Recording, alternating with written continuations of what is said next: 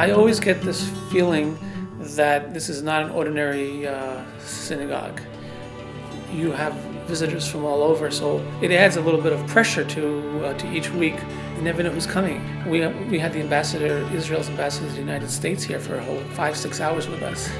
And so every time I go in there, I know that it's going to be something unique, something different.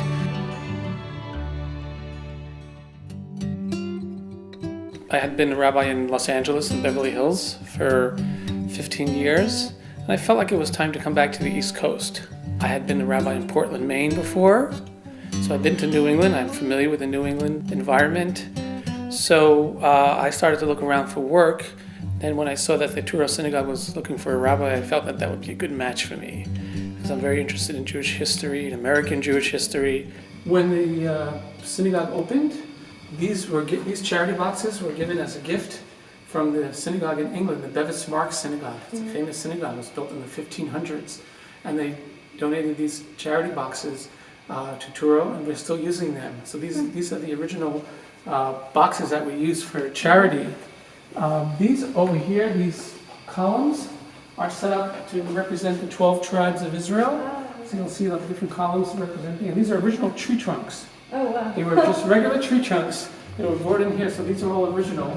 The first Shabbat that I was here, there was a wedding going on, so I was came right into it. It was a nice, very lovely couple, and I didn't know it was going to be my first Shabbat. It was going to be, getting ready for their wedding. So it was very busy. There were a lot of people here. There were a lot of guests from all over, and we had a special service for them on Shabbat, and then they had the wedding the next day.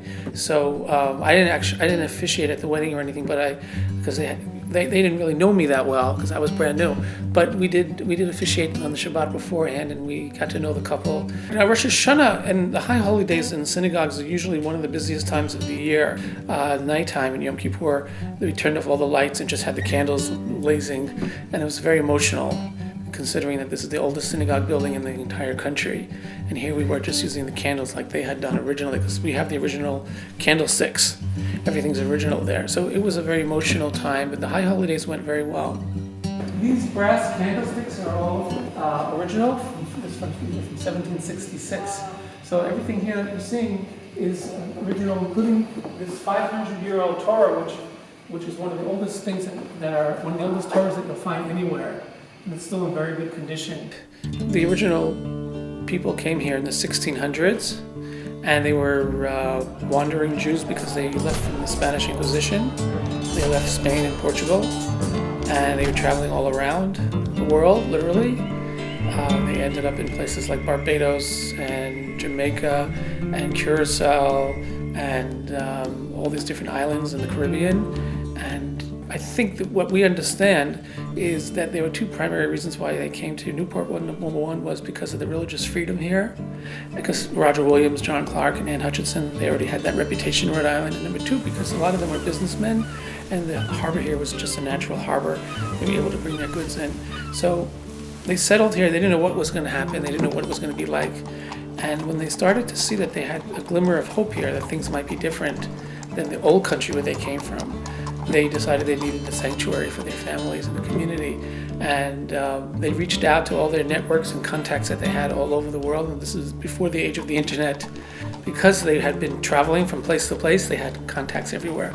And they got help from different organizations, and they built a sanctuary as a testimony that they felt that they were secure here, because it's built high on the hill, and if everybody can see it, they didn't feel any tension here or any of the old fears that they had. I wanted to show you where George Washington sat, and President John F. Kennedy and Dwight Eisenhower all sat there. But when the Jews came here originally, they didn't have a rabbi, so the only ones who sat here were the leaders of the congregation, like the president, the vice president. They didn't have a rabbinic leader. And down below here is a trap door, which nobody's sure what it was doing here. We believe that when the architect built the synagogue, Isaac Touro, who was from Amsterdam, just told them, build exactly as I remember my synagogue in Amsterdam. And they did have a trap door there, so they built one here. And it's where religious freedom started for the American Jewish community, because George Washington wrote that letter to the Jews. They didn't know what to expect, and here he came out and confirmed and affirmed our freedom. And I think our goal today is to perpetuate their memory.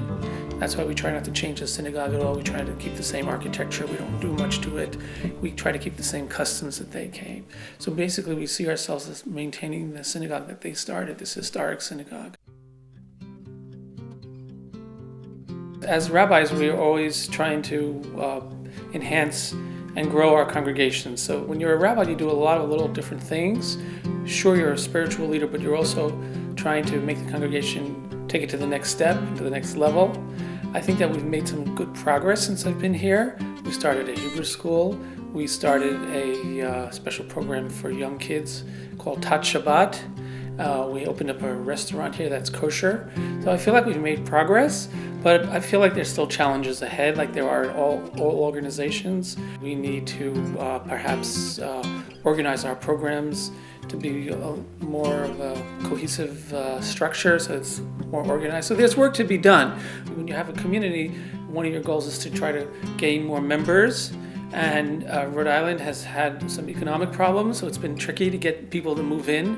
But I think we're turning the corner on that, and young families are starting to come back. So that's a big plus. But I still think we need to get some more middle-aged families in. So we're kind of striving to create programs for those people. And then, of course, there's always issues about the economic well-being of the synagogue, which over the years has been sort of like a seesaw, up and down, up and down. So we're hoping that we can maintain that and increase the sustainability of the synagogue long term.